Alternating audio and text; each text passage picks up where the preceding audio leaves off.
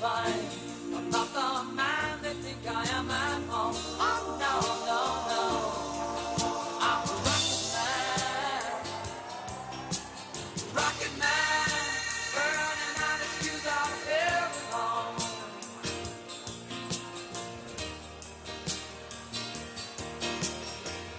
And I think it's gonna be a long, long time till touchdown brings me round again to find I'm not the man that think I am at home. Oh no, no, no, I'm a rocket man, burning out his fuse out here alone.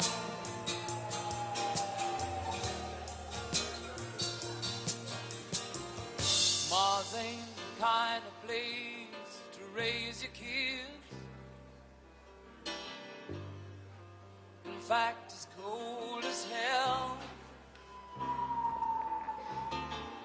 and there's no one there to raise them if you did.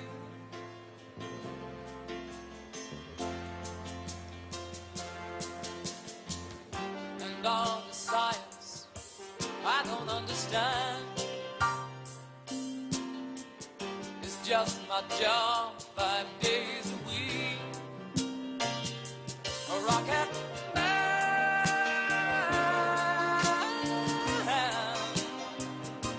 a rocket man.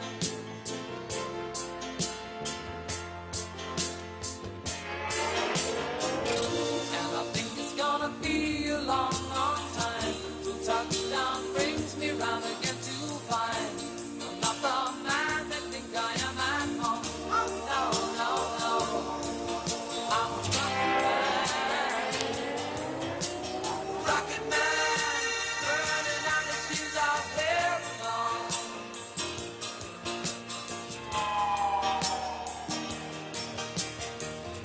And I think it's gonna be a long, long time till touchdown brings me round again to find I'm not the man that think I am at home. Oh no, no, no, I'm a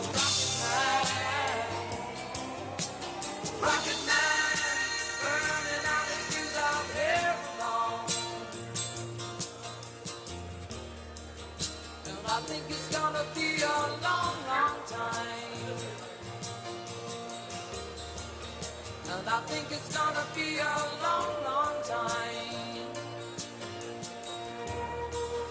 And I think it's gonna be a long, long time. And I think it's gonna be a long, long time.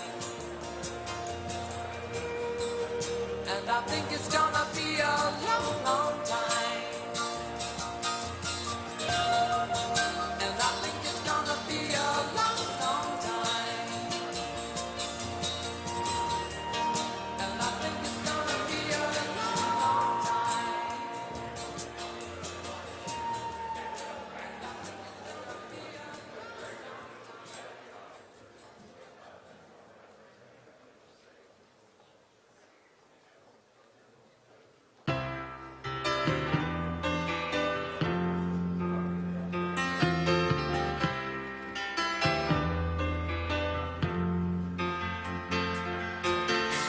Don't wish it away, don't look at it like it's forever.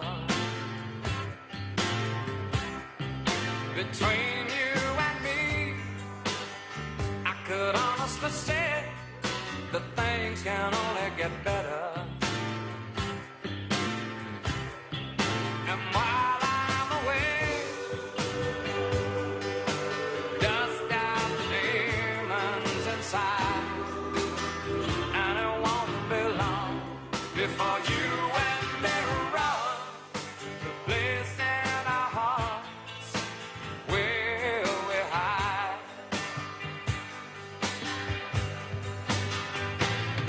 And I guess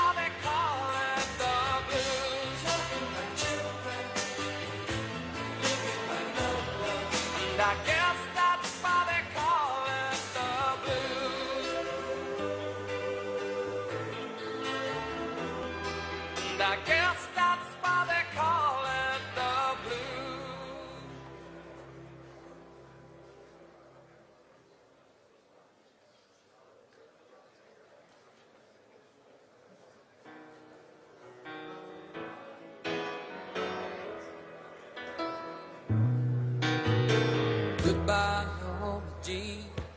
Oh, I never knew you at all. You had the grace to hold yourself like those around you crawl. They crawled out of the woodwork and they whispered into your brain. They set you on the treadmill and they made you change your name. And it seems to me you lived your life like a candle in the wind, never knowing who to cling to when the rain set in. And I would have liked to know you, but I was just a kid. Your candle burned out long before your legend ever did.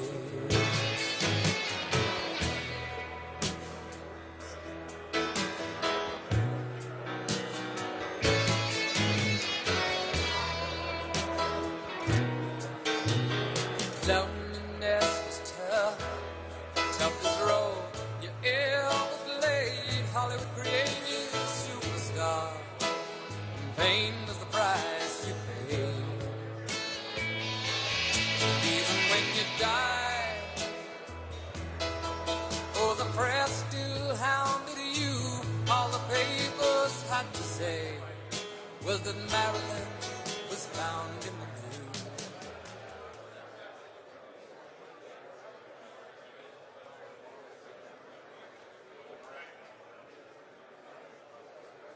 Ladies and gentlemen, the 45th and 47th President of the United States, Donald J. Trump. And I'm proud to be an American, where at least I know I'm free.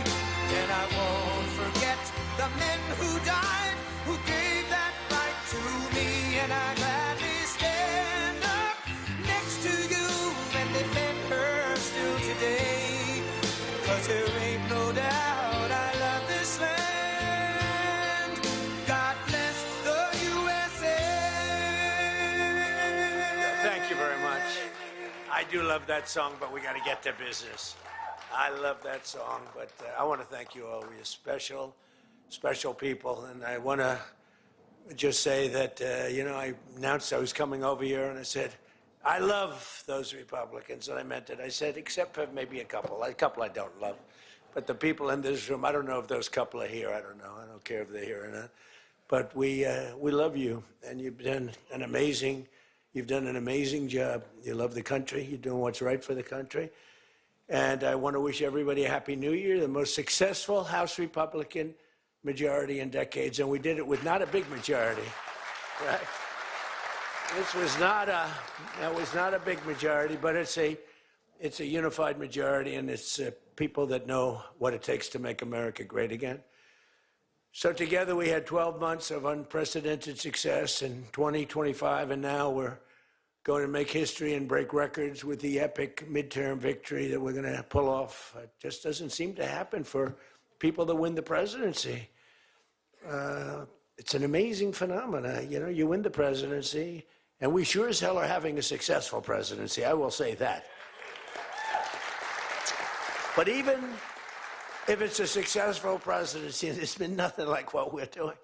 We had a very good day 2 days ago, too. But even if it's successful, they don't win. I don't know what it is. There's something psychological, like you vote against. You can win by a lot. We won every swing state. We won the popular vote by millions. We won everything. But they say that when you win the presidency, you lose the midterm. So you're all brilliant people. Most of you are in this business longer than me. That makes me smarter than you. Because look where I am, right? No, it doesn't. But I wish you could explain to me what the hell's going on with the mind of the public, because we have the right policy. They don't. They have horrible policy. They do stick together. They're violent. They're vicious. They're vicious people. And they stick together like glue. They don't have a couple of the people that we have. A couple of people, not too many, really very few. And that's why I want to just say that before we go any further, I want to express our tremendous sorrow at the loss of a great member, great member, Congressman Doug LaMalfa, who passed away yesterday, as you probably have heard. And he was the leader of the Western Caucus, a fierce champion on California water issues. He was great on water. He wanted, release the water, he'd scream at him. And a true defender of American children. He was a defender of everybody. And our hearts go out to his wife, Jill, and his entire family. You know, he voted with me 100% of the time. And by the way, he wasn't a 3 o'clock in the morning person. Do you know what I mean by that? Where the speaker goes, sir, could you call up? Could you call? I said, what time is it, speaker? Sir, it's 3 in the morning. Could you make a couple of calls? How many? 9. So I'd start calling 3 in the morning. I said, I shouldn't use any names. I'm just going to create problems. But hi, Jim, and I'm not talking about Jim Jordan. I never had to call 3 in the morning for him. But I said, hi, Jim, how you doing? I just called to say hello, 3 in the morning. Okay, sir. Sir, you haven't spoken to me in 3 years, and it's now 3 in the morning, so I know what you want. You want my vote? And usually almost always they'd give it, but they wanted to be called. And with Doug, I never had to call. He was with us right from the beginning. I love those guys. I must say I probably love them the best, the guys that I don't have to call. They know we're doing the right thing. I have a couple that are going to be with us all the way, but they just want the call. They want love. They need love. They're more insecure than most of you. It's true. No, most of you are secure people. They're all laughing. No, most of you are secure people. I had a couple say, look, I could have Trump call me all the time. I just have to break his ass a little bit. And he'll be calling. But I appreciate those. We actually had a little party. We opened up a beautiful section of the White House in the Rose Garden, and we had a party for all of those people that I never speak to and vote for me. And I spoke to Doug, but I didn't speak to him about, never had a problem. And I was really saddened by his passing and was thinking about not even doing the speech in his honor. But then I decided that I have to do it in his honor. I'll do it in his honor because he would have wanted it that way. He would have wanted it that way. He would have said, do that speech. Are you kidding me? Do the speech, big guy. But he was a fantastic person. Man, that was a quick one. I don't know quite yet what happened, but boy, it's a tough one. He was just with us. He was our friend, all of us, every one of us. And I also want to send our best wishes to Congressman Jim Baird and his wife, who are recovering from a car accident. They're going to be okay, but they had a pretty bad accident. And we're praying that they get out of that hospital very quickly. He's going to be fine. She's going to be fine, but it was a bad accident. And I want to thank the man who has been central to so many of our triumphs. He really has been. He's the guy that would call me to make those calls all the time. He's always working. And he's a nice person. He's a high quality person. But I want to tell you, he's a very tough cookie. I've seen both sides. Not often do I have to see the other side because he's just, by nature, he's a very fine, religious. I like that. He's a religious person. I like that. I like religious people. It usually means they're more honest. Sometimes it doesn't happen that way. I've had some real religious ones that did numbers on me, and I said, I'm going to get them someday. They got me by surprise, but it's usually good, okay, right? And his name is Mike Johnson, Speaker Mike Johnson.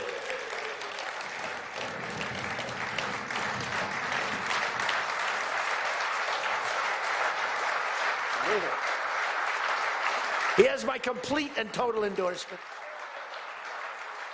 Stand up, Speaker.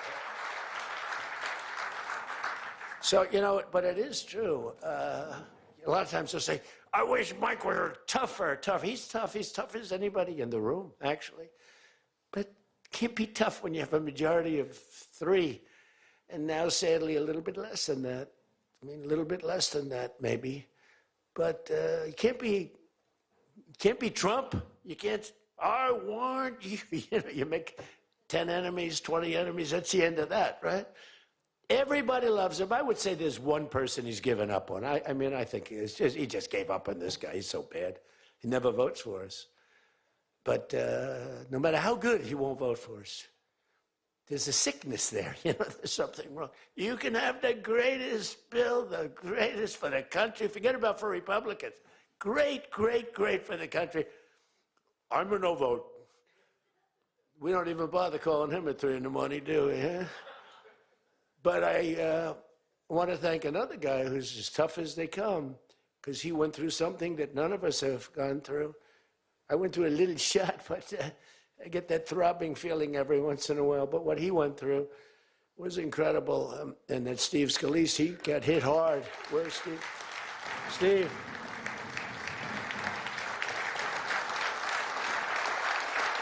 He's a tough cookie. He was dead. I went to the hospital. His wife was crying so much. He was a mess. Oh, yeah, she loves you. That's the only thing I learned about Steve, that he has a wife who loves him. Because I've gone to hospitals where guys are in bad shape, and the wife couldn't care less. She's waiting. She's looking for the next guy. Who's the next guy down the pike? Who the hell is the next guy? He's died. I said, it's so bad. Oh, yeah.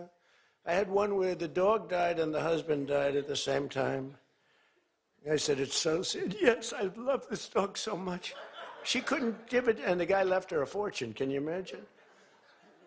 I shouldn't have left her anything, but she was much more concerned. It's true. Oh, the dog was devastated. The husband, he was like an afterthought. Your wife loves you, Steve.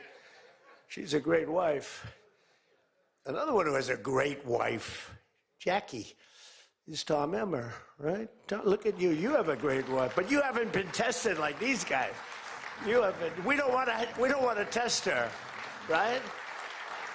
She's incredible. She's a strong, beautiful, great person. She's a great person. She actually liked me at the beginning when we were having little fights. We weren't even having fights. We just didn't know each other. We didn't know each other. And I heard he said something negative about me. He was sort of right about the subject, but you're not supposed to say ever, even though you're right. But Jackie was saying, I'm telling you, he's a great guy. He's good. He's going to be a great president, blah, blah, blah. She was fighting for me.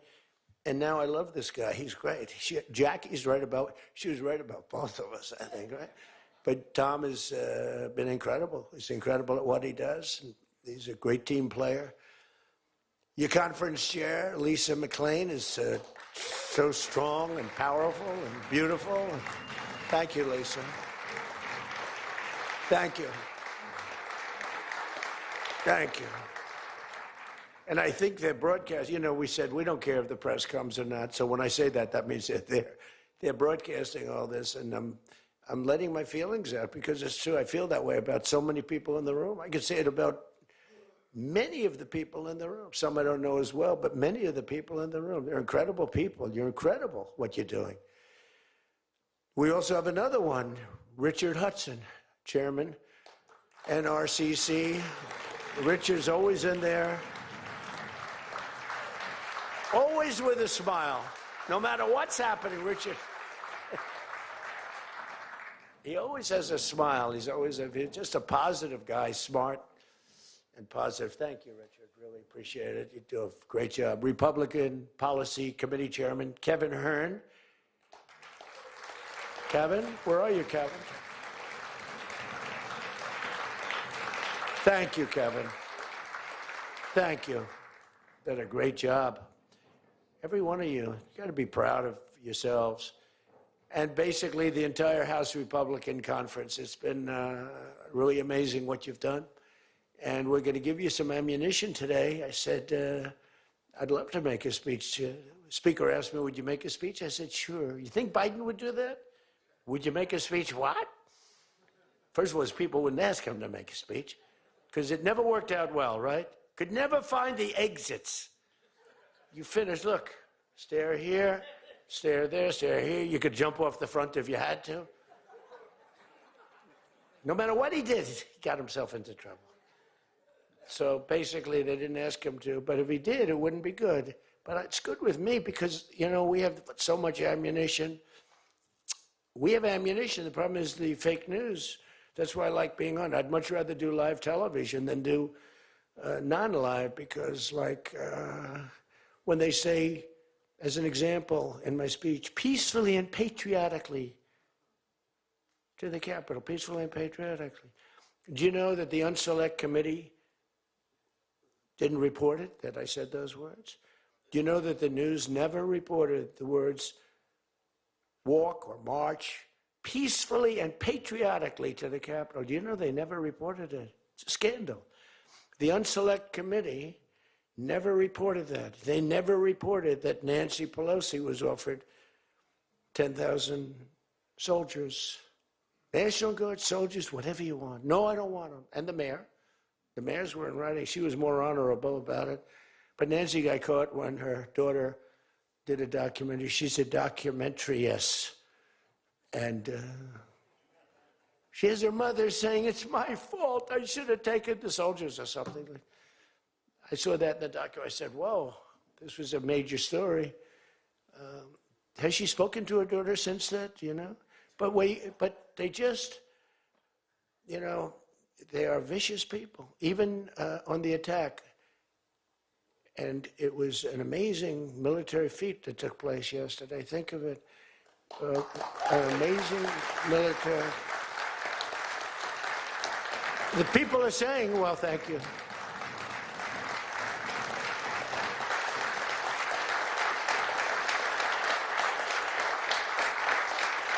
You know, people are saying it goes down with one of the most incredible. It was so complex, 152 airplanes, many, talk about boots on the ground. We had a lot of boots on the ground.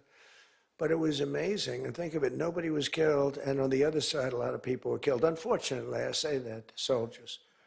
Cubans, mostly Cubans, but many killed. And they knew we were coming, and they were protected, and our guys weren't. You know, our guys are jumping out of helicopters, and you're not protected, and they were. But it was so brilliant. The electricity for almost the entire country was, boom, turned off. That's when they knew there was a problem. There was no electricity. Caracas, there's no electricity. It's not the only people with lights were the people that had candles. It was just off. So we sort of got them a little by surprise, but it was brilliant tactically. It was an incredible thing. But I watched where Schumer, he's such a bad guy. I mean, I've known the guy for a long time, and he's such a bad guy. You know, at some point they should say, you know, you did a great job. Thank you. Congratulations. Wouldn't it be good? I would say that if they did a good job. Their philosophies are so different, but if they did a good job, I'd be happy for the country. They've been after this guy for years and years and years. And, you know, he's a violent guy. He gets up there and he tries to imitate my dance a little bit. But he's a violent guy. And he's killed millions of people. He's tortured. They have a torture chamber in the middle of Caracas that they're closing up. But he's tortured people. And now what they do, the radical left, they actually have people, and it's hard to get them. They're all paid people. Most of these people are paid. You know they're paid when they have brand new, beautiful printed signs by like the highest quality printer, and you have a woman, free Maduro, and the sign is before we even did the attack. You know, free Maduro. Why do you want him freed? I don't know, but he should be free. Oh, she reads the sign. What does that say? It says free. Well, that's what I believe. And you know, you see the sign. It's like, Lisa, we should all have quality signage like that. The one thing I want their sign maker. The guy is great. He does beautiful signage. You know, the old days was better when they used to write out their own sign, wasn't it? They'd make a sign in the basement. They'd have an old broken board holding up a sign, and it's made with a magic marker, sloppy as hell, and it meant something. But today, when you have that yellow and black, they should use different colors a little bit. But the yellow is a beautiful shade of yellow. No, I want to find out who that is. I want him to work for the Republican campaign. He's much better than our guy, whoever the guy is. But the United States proved once again that we have the most powerful, most lethal, most sophisticated, and most fearsome. It's a fearsome military on planet Earth, and it's not even close. You know, I've been saying it for a long time. Nobody can take us. Nobody. We don't want to have it. We don't have a discussion, but you read all and you see everything else. Nobody could have done that. Nobody has our weapons. Nobody has the quality of our weapons. The problem is we don't produce them fast enough. We're going to start producing them much faster. We're going to be very tough on the companies. We have the best weapons in the world, but it takes too long to get them, including allies. When allies want to buy them, they have to wait 4 years for a plane, 5 years for a helicopter. We're not letting that happen anymore. We're telling our defense contractors, you're going to start building faster. You know, guy makes... I have a big problem with it. I'm the king. I have sold more Boeings than any human being on earth. They gave me an award, Salesman of the Year. I said, what about Salesman of the in the history of Boeing? I've sold more Boeing planes than any man in history by far, probably over 1,000. Over 1,000 planes. I said, that's the good news. But why should they wait 3 or 4 years to get a plane? They should build them, get them immediately. The F-35s, it takes too long to get them. The Apache helicopter. I mean, I had India coming to me, sir, I've been waiting 5 years. We're changing it. We're changing it. India ordered 68 Apaches, and Prime Minister Modi came to see me. Sir, may I see you, please? Yes. I have a very good relationship with him. He's not that happy with me because, you know, they're paying a lot of tariffs now because they're not doing the oil, but they are. They've now reduced it very substantially, as you know, from Russia. We're getting rich because of tariffs, by the way. I hope everyone understands that. They hate to report. We're going to have over $650 billion poured into our country or coming in shortly because of tariffs. You know, they're finding all of these pockets of money. A couple of weeks ago, sir, we're off by $39 billion. Oh, is that good or bad? Meaning, do we have it or are we short of it? Sir, it's $39 billion that we can't account for. That means we have an extra 39. Yes, sir. I said, well, what are you saying? We just don't know where it came from. I said, check the tariff shelf. Sir, that tariff doesn't start until September. I said, no. It started about a month and a half ago. Check it. Comes back 25 minutes later. Sir, you were right. It came from tariffs. This never happened to us before, where we find plus 39 billion, not million, plus 39 billion. They were missing. We've taken in $650 billion or shortcoming, and that's because I'm being nice. If I want to be, and we have national security because of tariffs. And frankly, we have a big Supreme Court case. I hope they do what's good for our country. I hope they do the right thing. The president has to be able to wheel and deal with tariffs. Now, if you have the right president, it's good. You have the wrong president, you know, if you have the wrong president, nothing's good. Tariffs are the least of your problems. We found that out for 4 years. We had the worst president, did the worst job. They had the worst policy. We have to even run against these people. Now, I won't say cancel the election. They should cancel the election because the fake news will say, he wants the elections canceled. He's a dictator. They always call me a dictator. Nobody's worse than Obama and the people that surrounded Biden. Not Biden. I don't think it was Biden. He didn't know what the hell was going on, okay? The election was rigged. He had no idea what happened. He still doesn't. The auto pen. And by the way, you ought to make a big deal out of the auto pen. The auto pen was your president because most of the things were signed by auto pen. And you're not allowed to do that. I signed very little. Now I just sign everything because it's just so crazy. But, you know, like I had the other day, we elevated a general to 4 stars. I think you should sign that. You know, that's a big deal. A general did a great job, was elevated to 4 stars. And I had the gentleman, and I signed it in front of him, held it up. You know, you got to sign that. You can't give it to an auto pen. And you can always tell an auto pen. One thing, it has 2 little tiny dots. You know that? 2 little dots. You know what that's from? 2 pins. They go bing, bing. They're wonderful things. But you got to sign it. And the law is you have to sign it. If somebody's, you know, telling the auto pen person, he has to be authorized by the president of the United States. Well, he wasn't. The guy barely knew the president. How many times did you speak to the president, right? He said 2. And they just spoke about the weather. It was like this. But he was never authorized to sign. And I think it's, 95% of the things were signed by auto pen. You can tell because the auto pen is a nice, clean signature, and his signature's a mess. The only thing he signed was, which is nice, was Hunter's pardon. That's the only thing that we can find that he signed. Most of it he didn't sign. So somebody's sending papers to sign, and he wasn't the president. First of all, the election was rigged. You ought to have voter ID. You ought to insist on it. You ought to insist on it. Can you imagine? In California, they not only don't have voter ID, but if an official at the voting booths, which they don't have, by the way, because it's all mail, if an official, a voting official, even asks somebody for voter ID, sir, would like to see your identification. Do you come from our country? They put him in jail for tampering with the election. Okay? We got to straighten this out before it gets too crazy. California is more corrupt than any place. California is more corrupt than Minnesota. And I won Minnesota. Well, Tom's going, I think so. Well, it's close. It can't be proportionately, probably nothing's more corrupt, right?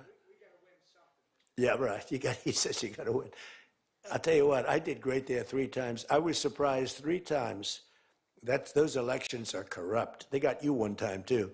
But I heard a long time ago, but they got you. But they got to straighten those out. But we have to have voter ID. And you know, when you confront a Democrat about voter ID, like in a debate or something, I said it a couple of times with Biden, and they're very embarrassed when they say, we want voter ID, voter identification. The only reason somebody doesn't want that is because they want to cheat. Our elections are crooked as hell.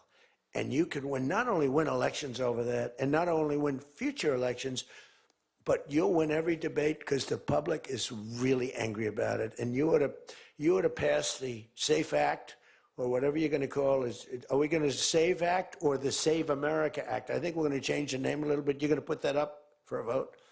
I think everybody in this room certainly should do it.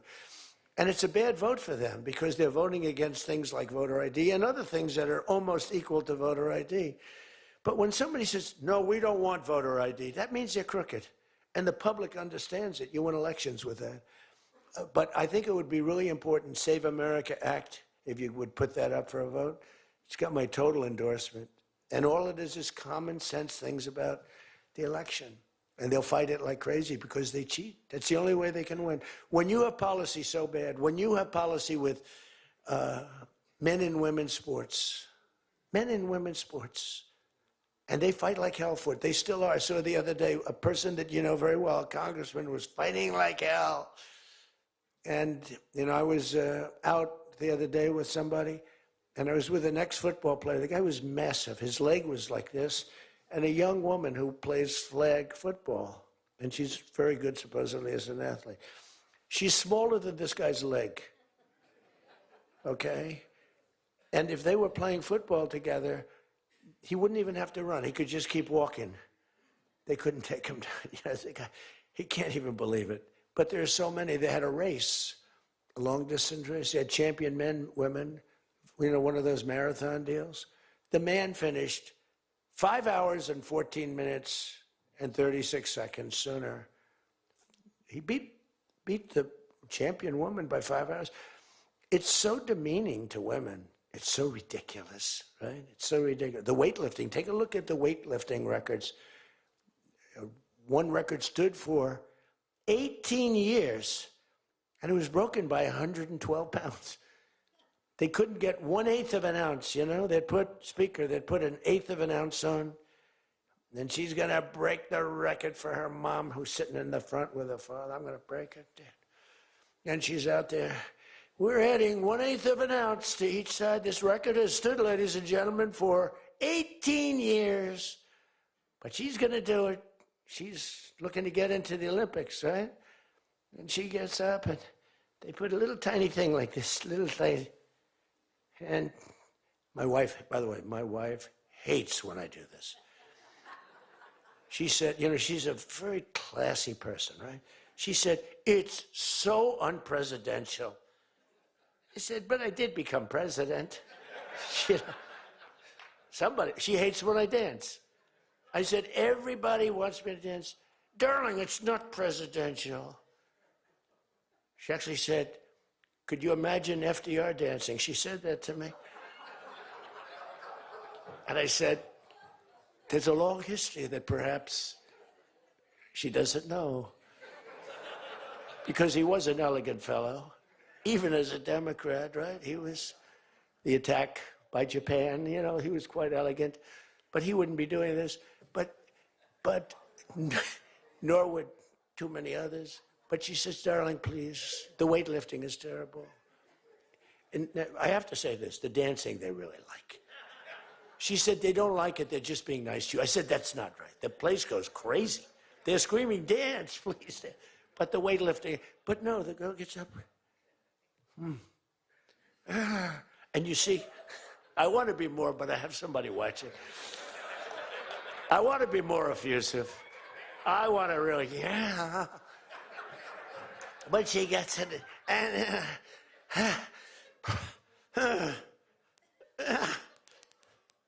drops the thing, walks off the stage crying. Her mother's crying, her father's crying. Guy gets up. He said, have you lifted before? A little bit. And he walks up, bing. He could have gone ding, ding, ding, ding. I think it was 112 pounds, right? It's crazy. Or the beautiful boxer, they have boxing now, and that they have a young gentleman who transitioned.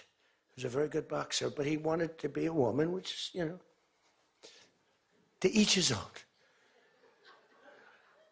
Because I want to be very liberal when it comes to these subjects. I'm trying to get that vote. It's not an easy vote to get.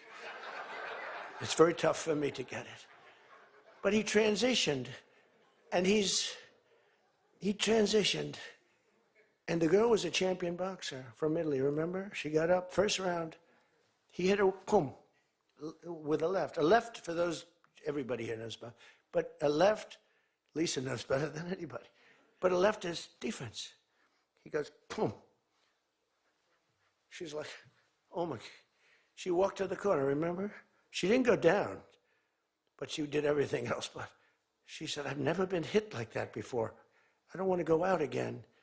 You can do it. You can do it. Bang. She walked off. She said, he happened to win the gold medal, that young woman. He won the gold medal. There were two transition people. They both won gold medals. The whole thing is ridiculous. You have policy on your side. They don't have policy on your side. Right? You have policy. And I saw this guy fighting like hell. The swimming records is ridiculous when you look at the swimming, any records.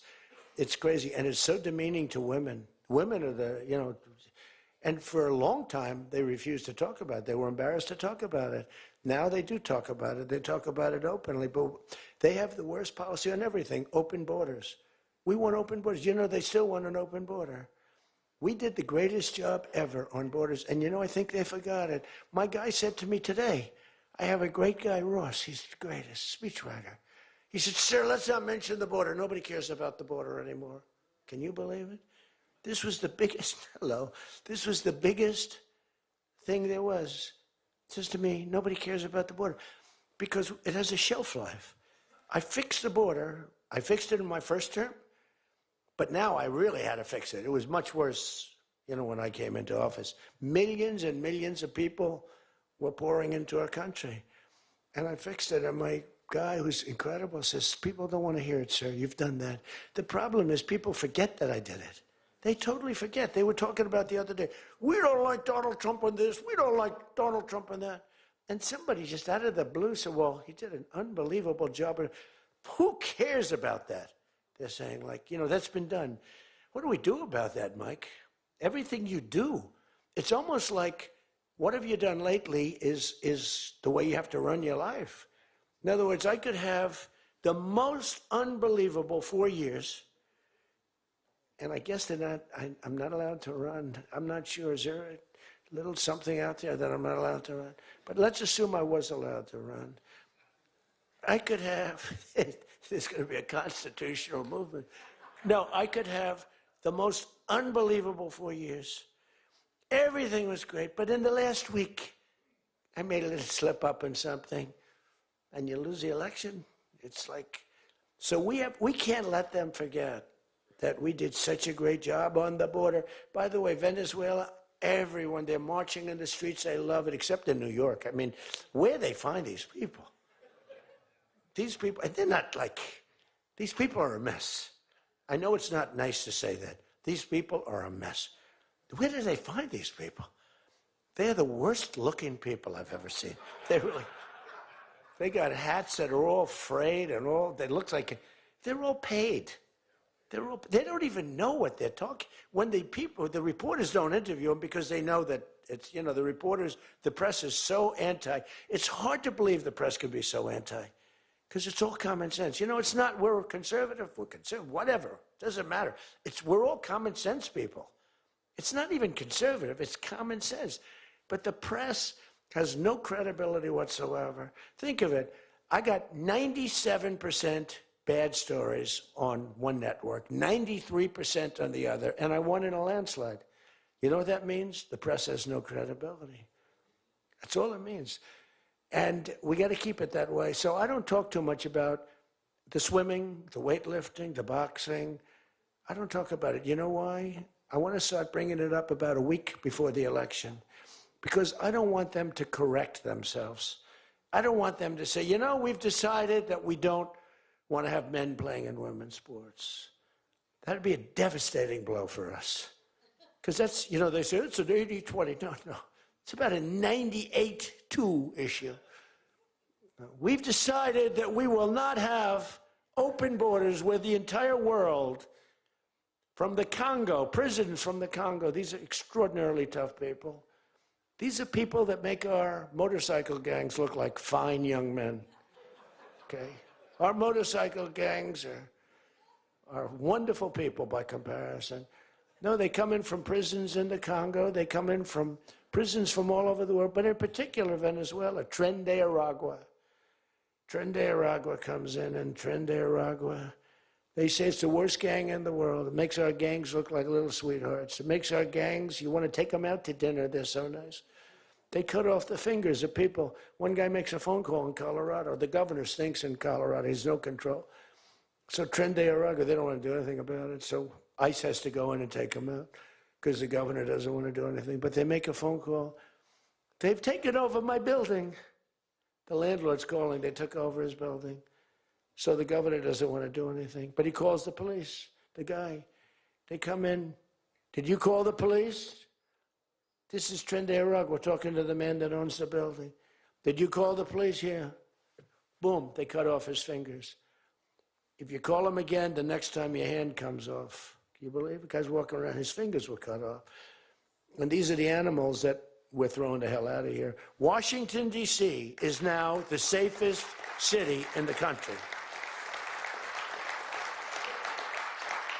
And you people know that better than anybody because you were, think of it. You're in Congress, you're respected people, you're afraid to walk outside. Washington, D.C. Now, we had a terror attack 4 weeks ago, and one person's looking down from heaven, and the other one is actually recuperating and going to make it, I think, but really badly hurt. Really badly hurt. Most positive mother I've ever. No, my son's going to be fine, sir. The mother was telling me that the night of the attack, I went just like I went to you. I spoke to this incredible woman. Sir, everyone's praying for my son. He's going to be fine. The doctors thought she was, just hoping against hope. There was no chance. And 2 weeks ago, he got up and started walking around. It's amazing, actually. So maybe some really bad. It looks like he could be okay. He's going to have pretty bad after effects. But that was a terrorist attack on people that are doing a great job. And it could have been anywhere. But we haven't had a murder. We would have, on average, 2 murders a week in Washington. I don't even like talking about it. Two murders a week in Washington, D.C. We haven't had one in 7 months. People can walk out now. You can walk down with your wife down to the restaurants, which are booming, by the way. If you go back to before I got in, and we did a pretty good job 4 years ago, but there was never this, in my first term. So when we were during the first term, we were pretty good, but it wasn't like that big of an issue. It became a big issue because people were being mugged all over the place. We had a couple of people working in the White House that were killed. We had one guy waiting for his wife in a car. They said, "Get out of your car." He said, "Well, I'm waiting for my wife." They blew his head off. The wife is walking up to the car. animals. And then they get angry when I say, they're animals. Nancy Pelosi, they're not animals, they're human beings. No, they're not. This is another thing. That's a 98-2 issue also.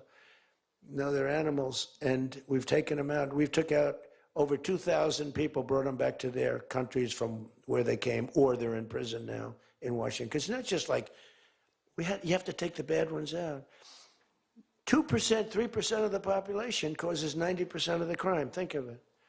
2% of the population in Washington, D.C. causes 90% of the crime. So when you get rid of the 2%, we took out over 2,000 people, got them out of the country or in prison.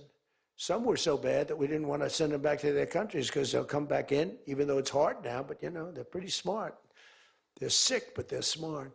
But you're now living in one of the safest cities in the country. It's a great thing. You can walk to the restaurants. Restaurants are booming. New restaurants are open. They were all closing. You wouldn't have had a restaurant. And I don't know about you, but to me, those soldiers standing there look so good. I'm not going to feel safe walking down the street without them. I don't think you would either. Even though, you know, we took out so many criminals, I just feel better. To me, they're beautiful. I look at these soldiers, and you feel safe. You feel safe. I don't think if we took them out, even if the crime wasn't much, it would definitely be more. We did a great job in Chicago. They don't want to talk about it. We, you know, against all this slob of a governor, this stupid slob, the family threw him out of the business. He was a dope, and the Pritzker family. But they threw him out of the business. And the mayor, he's a low IQ person, extremely low IQ. We should give everybody, like, these competency tests, right? The cognitive, they call it cognitive. You know, I'm the only president that went for cognitive. I think every president and vice president should be forced to take cognitive exams, mental tests, like, are they intelligent? Wouldn't it be nice? Do you think Walz could pass a cognitive test, as an example? Do you think Kamala could? I don't think Gavin could. He's got a good line of crap, but other than that, he couldn't pass. I mean, here's a guy who didn't want to have water coming down from the Pacific Northwest. Why? You know, they have a little tiny fish, this big, it's a little tiny fish, not doing well. You know why? No water. They're sending water. It's too much. It's killing the fish, so they cut it off, and then they have 25,000 houses burned down. They don't know why. No, I think, I believe in it. I'm the only one that took a cognitive test. I do, it's the worst. If I don't do a medical exam, because I've had times where I went longer, because I'm busy. If I don't do a medical exam, they say, Trump's not doing an exam. There must be something wrong with him. If I do the exam, they say, why did he do this? Why did he do this part of an exam? He did too much. There's something wrong with him. Do you remember there was a period, Mike, where I had 32 days in a row I did one press conference, 2, 3, sometimes 4. I do them behind the desk. I don't even just do it. I do press conferences. But I do many press conferences. So in 32 days, and then one day, just one day. This is 32 days in a row. Must be some kind of a crazy record. Then one day, do you remember I didn't do one? Because I took Kai, my very brilliant golfer, beautiful young lady who swings the club so beautifully. She's a great scratch golfer and loves playing. Grandpa, would you take me to play golf? So I ran, I play golf in like record. I play speed golf. It's better that way. You know the expression? Miss it quick. No, I play speed golf, but I'm a good golfer. Everybody knows. Anybody that I've beaten in this group. But I love to play golf, but I don't get to play much. But I took off 2 hours, and the press couldn't find me. But they knew I was there because they follow me. And I was getting, are you okay? Guys are calling me up. Some of the guys in this room. Sir, are you okay? Yeah, what's the problem?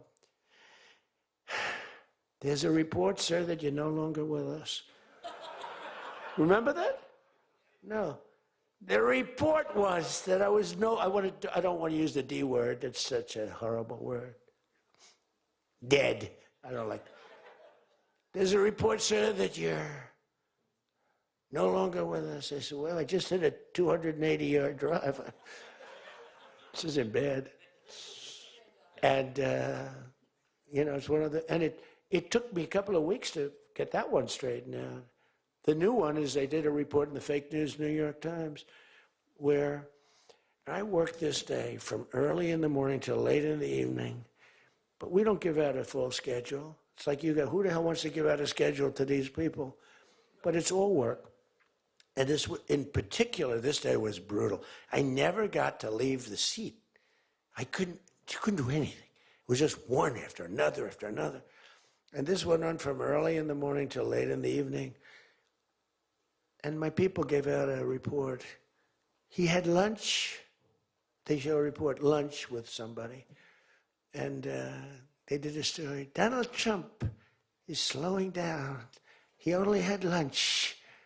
And then he went back up. And they said, oh, that's malfeasance, whoever did, right? No, it's terrible. I was actually more angry with my people than I was with the New York Times.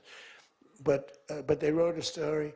And it takes you a period of time to recover from these hits. And it's almost no matter what you do, but you have to keep a positive eye. But we have a fake press. We did a thing that's so incredible on medicine that nobody has ever done it. Reducing favored nations, most favored nations, we reduced the cost of medicine at levels that have never even been dreamt of before. We should win the elections on just that thing if we did nothing else and went home, go home. We did favored nations where we're bringing down the price of a pill. As an example, in London, the pill sells for $10. In New York, it sells for $130. That's 13 times as much. Most favored is I want to pay what the lowest nation in the world is paying. Everybody knew about it, but nobody had the guts or the stamina to do it, or the respect from other nations, but I do. And then you also had to get the drug companies. The drug companies were not easy, but they were much easier compared to the other nations. So the other nations used to tell the drug companies, we're not going to pay more. You kept it for years the same price. Everything, we just kept going up, up, up. And finally I had the drug companies and I said, listen, fellas, you can't do this. Can't do it anymore. I'm not going to let it. We're going to do it, and you're not going to do it. And I did things to them that were brutal, but I really found out it was the nations that were so tough.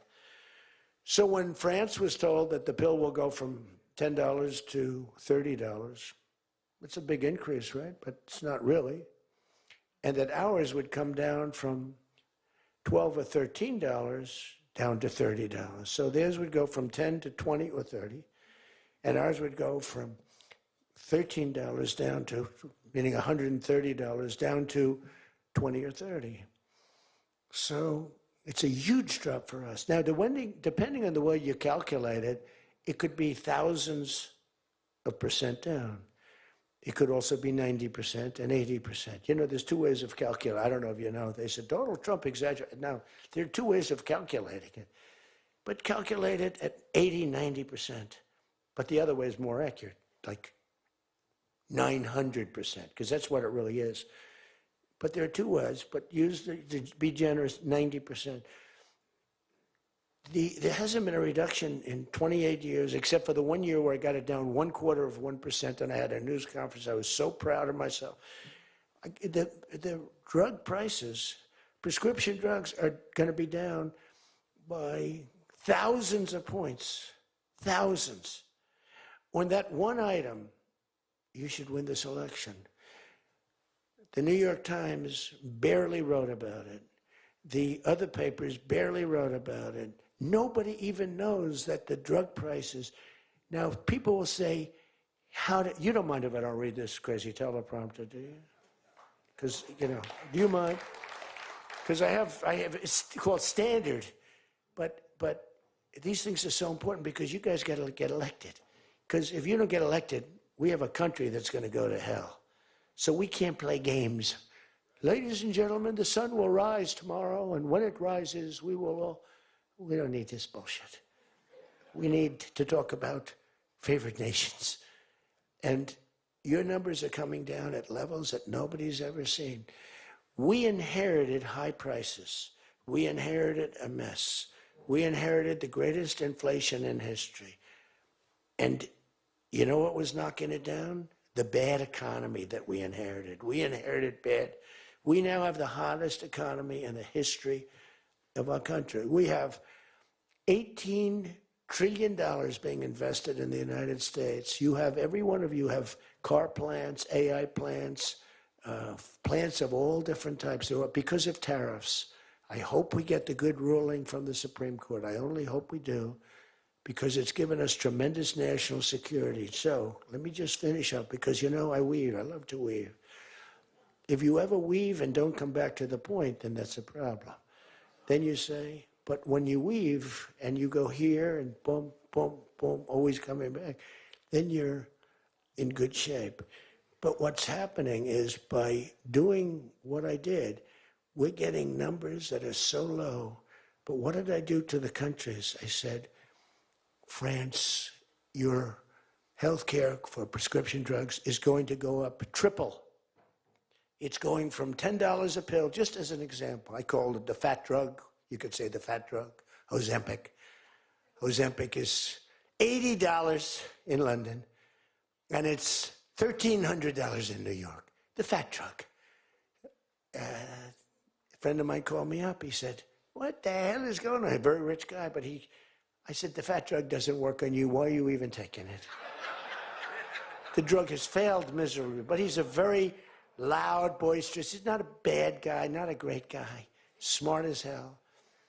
But he's a very rich guy. This drug, he could have paid millions for it. It wouldn't have mattered.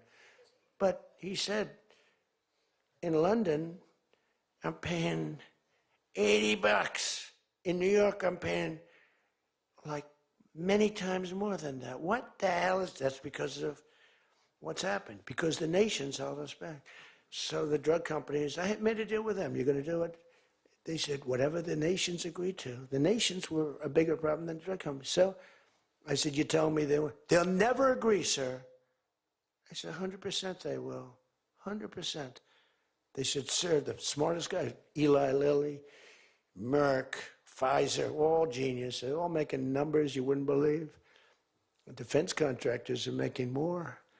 That's why I'm going to say, you're making $45 million a year and you can't produce a frickin' helicopter for 7 years? We're going to talk to them about that. But I said to the France, I called up, as an example, France, just as an example, I like him, he's a nice guy. Emmanuel, you know Emmanuel Macron? I love the French accent. Emmanuel. They said, listen, you're going to have to raise your prices a little bit because we're paying 14 times more than you. That's a lot, right? We're paying numbers. In other words, we're making up for all of this deficit. No, I don't know that I will not be able to. Mr. President, please excuse me. Most of the people call me Mr. President, except for people that don't respect me, they call me that, which there are probably a lot of them too. But they said, no. Putin calls me Mr. President. She calls me Mr. President. Emmanuel goes, no. We will not do that. Yes, you will, Emmanuel, 100%, because I was told they wouldn't do it. And this is, you can take Emmanuel and add up Hans, you can add up Ludwig, you can add every name in the book. It's all the same. The answer is no. We're not going to double our drug prices. Not for you or anybody else. I said, yes, you are, 100%. We are not going to do it. No, you don't understand. 100%. You're going to do it and you're going to like it. They go, I don't understand. I've told you 5 times, why do you keep saying you're going to do it? Because I'm always right about, Trump is right about everything, right? I said, the hat. Trump is right about it. I have been right about everything. Got to keep it going. Is there wood up here? Hold it. I always like to, just in case. Trump was right about everything. And I said, so you're going to do it, Emmanuel? No, I'm not. I said, okay, here's the story, Emmanuel. If on Monday you haven't agreed to every single thing that we want, I'm putting a 25% tariff on everything coming out of France. including your wines, your champagnes, and everything else. No, no, no, no, you cannot do that. I said, I can do that, and I will do that. Even for national security, I'll do that, but this is for medical security, and 100%. Now, let me explain. The tariff I'm imposing on you is 42 times more expensive than what I'm asking for you in return. So you can either have a 25% tariff added on to you, like I did with China on fentanyl. I put a 20% penalty tax on China, and it's drying up because the tax is far more than they make with fentanyl. But with the other nations, I said, you're going to do it. And you know what he said?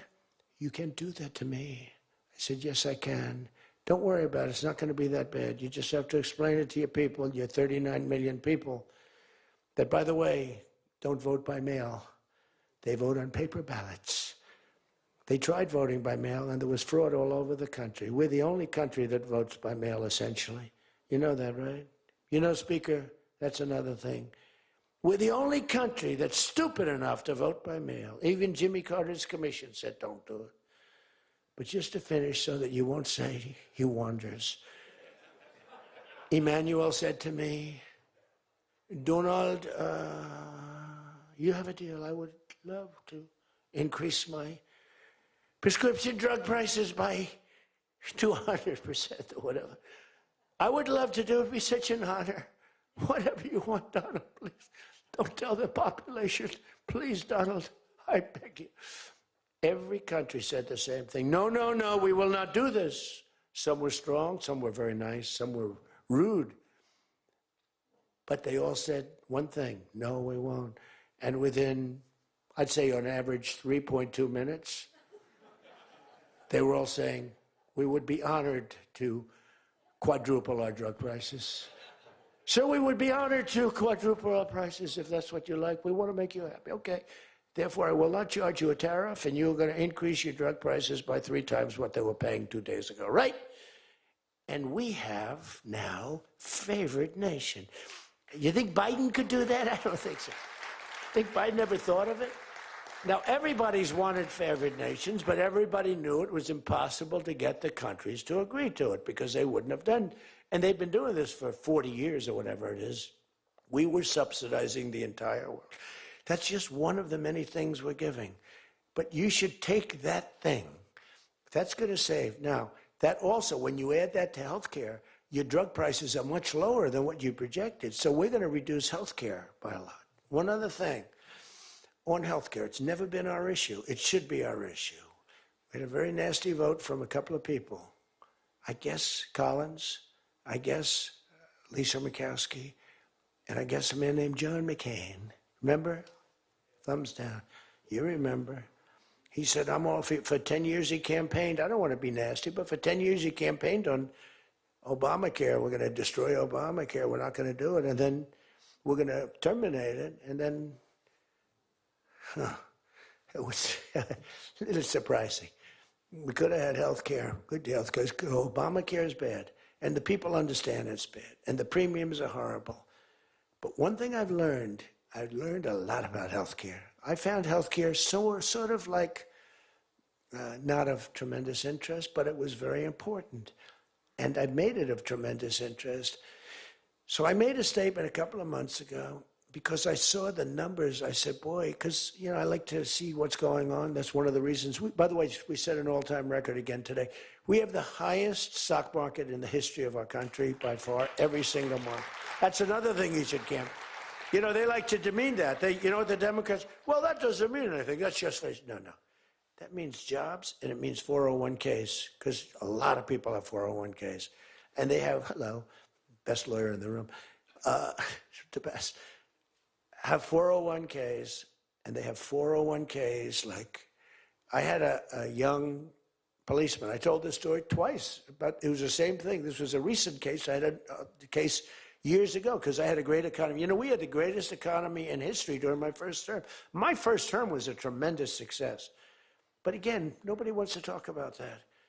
We rebuilt our military. We did things that nobody could have done. We did a great job. This term is blowing it away. It's blowing every term. There's never been a president that had a year like this. especially a starting year. And we should win based on that too, all things. But the 401k, so there's a policeman, and he comes up, and he was guarding me along with lots of other people. Sir, I want to thank you.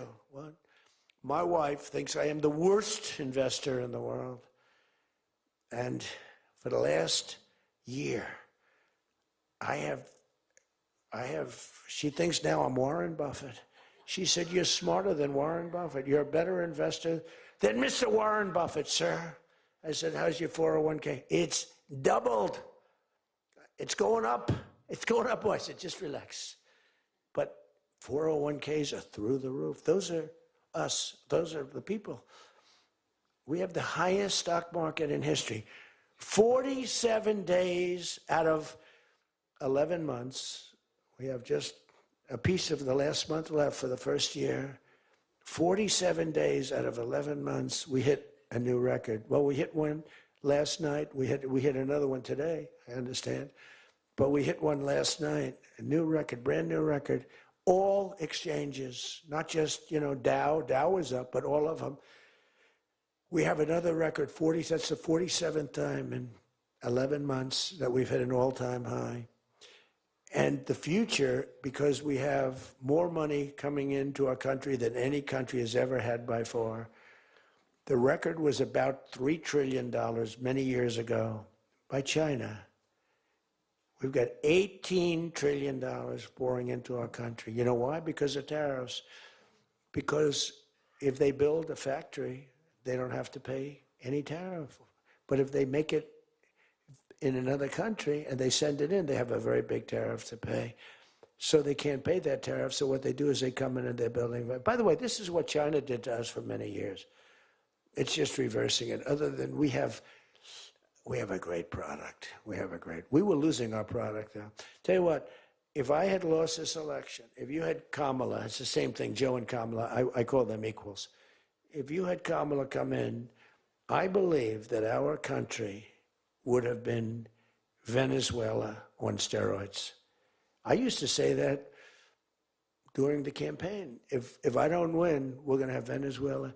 So we have 18 trillion coming in. I think we could hit 20 trillion by the time the year is up, right? It's less than 1 year, 18 trillion. The record is $3 trillion. $3 trillion is a lot of money. 18 trillion is not even thinkable. That's all investment. That's building factories, that's building plants. You know how many car factories we have? Half of you guys are having car factories where you are. Louisiana is doing great. Georgia, right next to you, is doing great. Hello. Nice guy. All nice people. Actually, in this room, I can't see it. Is there anybody I'm supposed to dislike in this room? I think that a couple of people maybe didn't show up. There's only one that I really dislike. I mean, the same person that Mike gave up on, because there's something wrong with him. He's a sick person. But there's only one, really. The others, you just have to understand them. They have some problems too. But you just have to sort of go with them and understand them, feel sorry for them. Advise their family, are they okay? Because what we're doing is right. But $18 trillion, car plants being built. I was in Japan. Somebody admonished me, he shouldn't be traveling. I don't like to travel. But when I travel, I make a lot of money for the country, not for me. For me, I don't care. I have a much higher purpose. I have plenty of money. I don't need money. I don't want money. I want to make money for the country. And like I did with Intel. Intel came in. They had a problem. I said, I can solve the problem, but I think you should give the United States 10% of your company. He goes, whoa. I said, yeah, I think I can help you with the problem, but you got to give the United States, not me. Sometimes I'll say, give me, but when I say me, I'm talking about, I'd love to accept it, but I don't think that law enforcement would like that, right? I'm very cognizant of law enforcement, perhaps more than anybody in history. Actually, a friend of mine who's really smart said, you've got to be the most honest guy in history because you have been examined, your books, your records. I have a big business. Every record. I had these Democrats hired the biggest accounting firms, the biggest law firms, the biggest. I went through years of abuse. And here I am. They didn't find anything wrong. Remember?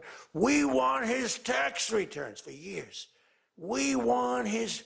Finally, the Supreme Court, shockingly, I'm the only one. This couldn't happen to anybody else. You have to give your tax returns, right?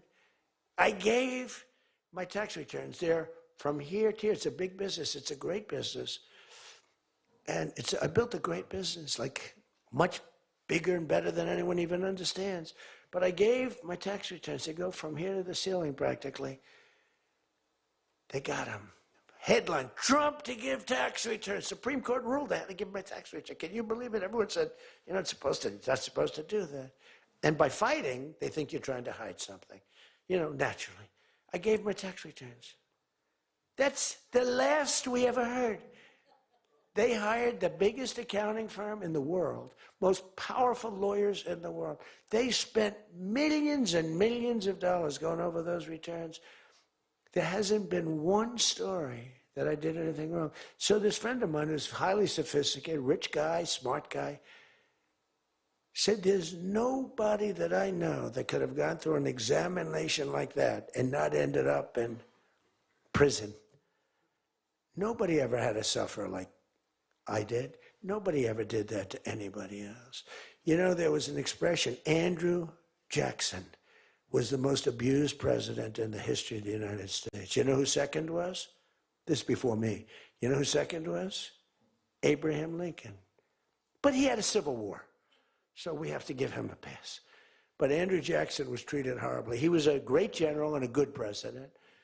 So bad that his wife died. His wife died. They were horrible.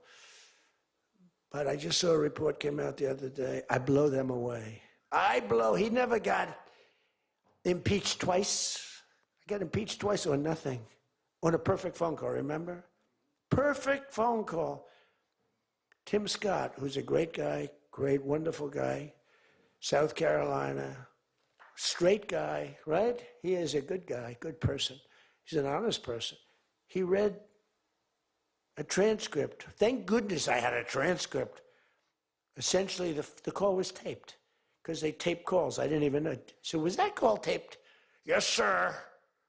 I said, oh, well, bring it down. I don't even know. And we read the transcript. It was perfect. It was so good. I told Ukraine not to cheat. And if you see any cheating, report it to the Attorney General of the United States. That was my call. They said, he was trying to intimidate. All I said is, don't cheat. And we have a signed agreement that Ukraine can't cheat. You know that. It's the only country we have actually a signed. They violated the agreement many times, I would tell. You'll find out. I was right about that too. But nobody's gotten cheated. But this guy said to me, for you to have escaped. But the one thing, and I'll just end it, because Jim Jordan back there, world champion wrestler, 128-1. Whatever happened to the one guy? The Russian. He lost to, how dare you lose to a Russian? Do you know the more impressive record for Jim? Because I'm a big sports person. I love sports. Jim went to high school. As in high school, he was considered like the top wrestler. But he was undefeated in high school. Now, what that means is that as a freshman, he was beating seniors. Is that true? Were you actually undefeated? Seriously, were you undefeated in high school? That means as a freshman, he had to beat seniors, Steve. Nobody could, because there's such a difference between a freshman and a senior. To me, that's more impressive than anything. But I'm also impressed with his fight. Now we have to close the deal, Jim. We got to close the deal. Close that deal. I respect. I saw Jim, and first time I met Jim, I looked at him, and I said, tough-looking guy. But I noticed the ears, they were a little rough. They were a little bit of a rough. Some people would say a little cauliflower on that ear. They said, Jim, have you wrestled before? Yes, I did. Where? Was it Ohio State? Something like, He was an All-American at Ohio State. I said, yeah, I could sort of tell. I look at the ears and I can sort of tell. But have you had plastic surgery on your ears, Jim, now? Because they look better now than they did the first time. They've healed over the years. They've healed. Actually, now you're wrestling with probably much tougher people, the radical left lunatics, right? But anyway, so I just want to leave it by this. I want to say that you are great people. We have all of the policy. We have wonderful, just stay together. We got a few people that make life very difficult. They don't have that. I used to say they don't have a Mitt Romney in their midst. I mean, Mitt Romney was very difficult. You know, he was almost like, for them, he was on the Senate side. But we have a couple of people that are really bad. I mean, they're bad, but maybe they'll straighten out. Maybe somebody in the room can sit them down and straighten them out, because what we're doing is the right thing for the country. We're not Republican or Democrat. We're doing the right thing for the country. If you look at what we're trying to solve the health care problem. We're trying to get better health care at a lower price. I mean, that's a good thing, right? And the one thing I learned, and just in concluding, and I said it like a month and a half ago, and it was the #1 thing in the country. Even the fake news covered it. They tried to put a negative spin on it, of course.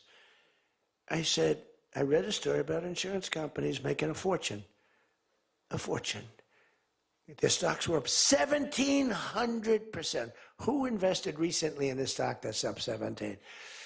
And that's because the money that they're getting from Obamacare is massive. And the government generally. That means they're making a fortune. And as soon as that, because I have a natural, I don't want to say it again, but I have a natural business instinct. I do. I've always done things. I've done some things that people said, you're crazy, and I made a lot of money with. I've done a lot of things that were good. I have an instinct, right? Somebody said, he's got the best political instincts of any politician in 150 years. I said, no, I don't. I really don't believe I do. I think I have good instincts. I have common sense. But they said that it was a very complimentary statement, but I don't believe that's necessarily right. But I do have good policy. I have good common sense. And maybe they wheeled that into instincts. And I did become president, so can't be that bad. And I never did it before. Don't forget, I ran for president. I had a politician telling me very strongly, they said, sir, I've run for office 20 times and I've won 17. And I know what I'm talking about. This was at the very beginning of my first time. I said, well, I've only run once, and I won, but I won for president. He said, you got me on that one. He's actually sitting in this room right now, that son of a gun. He knows who I'm talking about. He was giving me a hard time, but he's turned out to be a decent person. Not the best in the room, but a decent person. He's not my favorite in the room, but he's decent. But we have one thing that's really strong. Uh-oh, it's a fake news. Pulitzer Prize, right, Doug? Pulitzer Prize. He got one for the bullet. He had the bullet, but he got how many Pulitzer Prizes? 3 Pulitzer Prizes, and all talented guys. These are great guys. I don't like the people back there as well. These are the ones that take the pictures. Make me look thin for a change, Doug. You're making me look a little bit heavy. I'm not happy about it. But one thing I did see and find out in the last 2 months, when you tell the people that we want the money to be paid to the people so the people can buy their own health insurance and health care, it's like, and I just said it, and I said it because I read a story on the front page of a certain paper that I don't even mention because it's so stupid paper, it's so bad, it's gone so far off the Wall Street Journal, I don't mention it. I refuse to tell you that it's the Wall Street Journal. They've lost their way. This is not the Wall Street Journal of old. But I read a story on the Wall Street Journal, and it said that the insurance companies are making so much money. They weren't demeaning them or anything, and I guess as an investor, you're happy. When I read that, I said, wait a minute, they're making that kind of money, and they're making it because of stupid politicians, I hate to say, that we allow them to make it. If you guys can get in a room, because, you know, we don't have that as one of our issues. It's the only thing they have. They're lousy at it. They came up with Obamacare. We tried to fight it. We almost had it won, but we didn't get 3 votes. We should have gotten them. But here's, you want to turn this thing, you work on favored nations, you work on borders, you work on all of the things that we talked about, but now you take the health care issue away from them, and they want to fight it. You know why? They're all owned by the insurance companies, and they cannot fight it successfully. There's nothing they can do. That's like almost the voter ID thing. When they try and fight, I watched a guy trying to explain why we shouldn't have voter ID the other day, and the guy was a fool. He looked like an idiot. This is the same kind of an issue. Let the money go in the healthcare account or however you do it. Let the money go directly to the people. Now, you have to be a little flexible on Hyde. You know that. You got to be a little flexible. You got to work something. You got to use ingenuity. You got to work. We're all big fans of everything, but you got to be flexible. You have to have flexibility. I came out with a statement. Let the money go not to the big fat cats and the insurance companies that made 1,700% over the last short period of time. Let the money go directly to the people where they can buy their own health care. And I don't think, I'm not sure that I've ever said anything that was more impactful. You know, I say a lot of things and have a lot of good ideas. And this was an idea that, I mean, the whole world went crazy. The whole country went crazy. The world went crazy with envy. If you can somehow do that, Mr. Speaker, Tom, all of you, Steve, if you can do that, you're going to have, this is going to be your issue. And the other thing is fertilization. They're trying to hit us on fertilization. They were dead on fertilization when I got a call from a very wonderful young senator from Alabama saying they had just lost a case, and the case, I've never been met with such scorn. Friends of hers were just going crazy. And I said, explain the issue to me. And it was on IVF, the fertilization. A judge ruled against and said all fertilization places have to be closed down, like immediately. It would have been a disaster. And fortunately, I picked it up, and we owned the issue. But now I understand they're trying to make a case on fertilization. You can't let them do that. Very important issue. All of these issues are very important issues. But you can own health care. Figure it out. Let the money go directly to the people. It goes in a health care account. There are numerous things you can do. But you have to let no money for the insurance companies. You know, I'm going to meet with the insurance companies. I said, I'm going to meet with them because I met with the prescription drug companies. And that's when I found out what was going on with the fact that we were paying 10 and 13 and 14 times more money than Europe and other places. I learned that at the meeting. Now, I'm going to meet with them in a few days. I'm meeting with them all, 14 companies. I'm meeting with them all. I'm also meeting with oil companies. Let's go. You know what that's about. We've got a lot of oil to drill, which is going to bring down oil prices even further. But if you can come up with health care, remember this, where the money goes to the people, you have just owned, they can't fight it. They're owned by the insurance companies.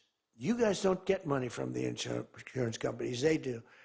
They get a massive amount of money. It's their biggest donor. They're going to try and fight you, but they can't win the fight. If you explain it, the money goes directly to the people. That's going to be your issue. The other thing is energy. Your energy prices have come so far down since I'm president, and nobody wants to, I saw on television, energy prices are down 3%. No, they're not down 3%. They were $3.50 and $4. It's now $1.99 a gallon in many stations, and it's going down further. And that's like a massive tax cut. And that's the other thing, tax cuts. No tax on tips, no tax on Social Security, no tax on overtime. Now think of this, no tax on tips, no tax for seniors on Social Security, no tax on overtime. You're allowed to deduct if you buy a car and you take out a loan on the car. For the first time ever, middle-income people, all people can deduct, but they never got a deduction before like this. They never, it's only for rich people, they got them. They have so many deductions. You're allowed to deduct the interest against your taxes. Nobody thought it was possible. It's going to be phenomenal for the car companies, but it's even more phenomenal for the people. It's like getting a, it's like paying half for the car. All of these things, you have so much ammunition. All you have to do is sell it. Taxes. But the one thing they know about the taxes, the great big, I call it the great big beautiful bill. I think it's even better. But the great big beautiful bill is just that. There are so many goodies in the bill, you have to get the word out. Because the people in the back of the room won't do it. That's why I love live television. Because they can't, well, sometimes they'll turn the camera off. But they're embarrassed when they do that. If we're going too strong and doing too well, if the lights go off, you know you're doing well. If the lights are on, you got yourself a problem, okay? I see that little red light. That light goes on. If that light, that's bad, isn't it? If that light goes off, you know that you're doing a good job because you're fighting the Democrats and you're fighting the fake news. And it's amazing that they can be so stupid.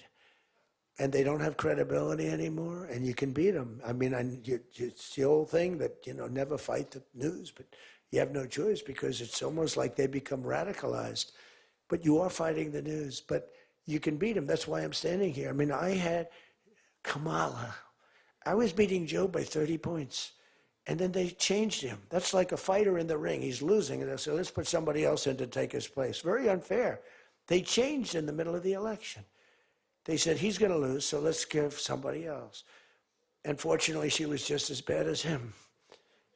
Probably slightly. I don't know. Would you say as bad or worse? Close. Pretty close. But it took 6 weeks. It was a honeymoon period. 6 weeks. It took 6 weeks to find out that she didn't have what it takes. But you got to win the midterms.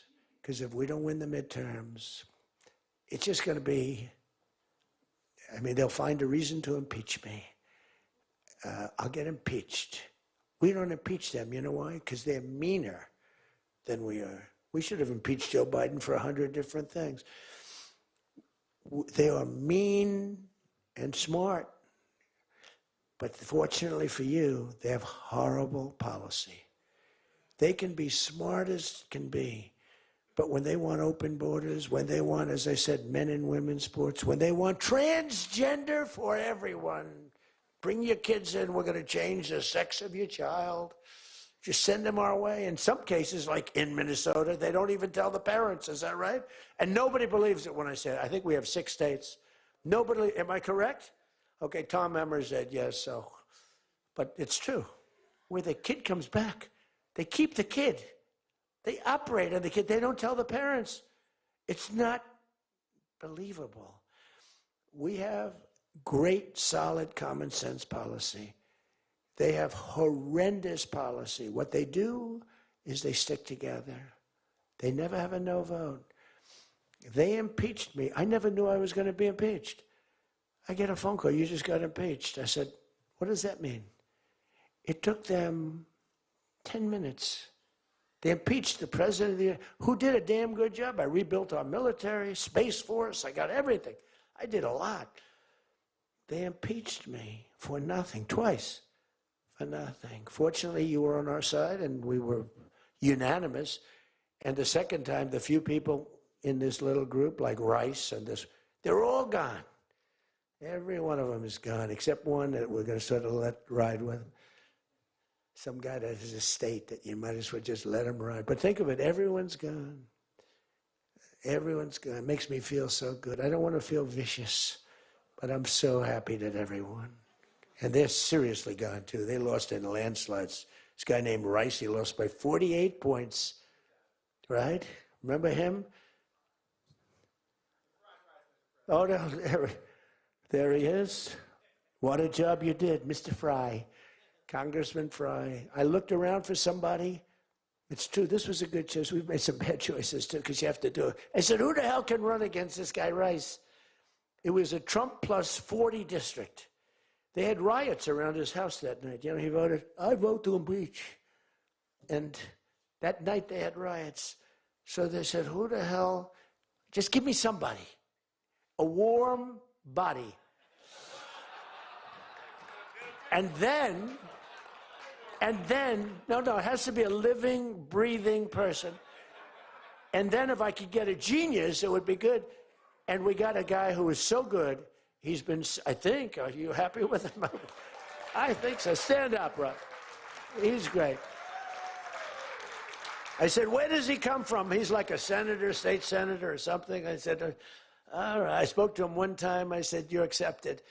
But little did I realize how good he was. You did a great job. You've done a great job, and the people love him. So he has done a great job. I just want to say this. I haven't read one word on this thing. Who the hell else could do this? And I think I gave you something. It's just a roadmap, and it's a roadmap to victory. You have so many good nuggets. You have to use them. If you can sell them, we're going to win, because we've won 2 races in like 50 years. It's, for whatever reason, I don't know why, but just don't fight it. It doesn't make sense. There've been 2, and they were unusual circumstances.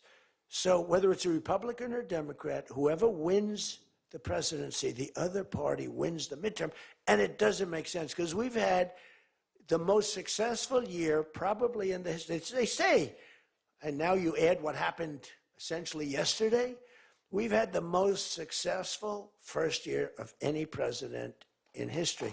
And it should be a positive, and make it a positive. So with that, I leave you. I do. And I started by saying I love you all, and I'll end by saying I love you. You're amazing people. What you do for this country is incredible, and thank you all very much. Thank you. Thank you.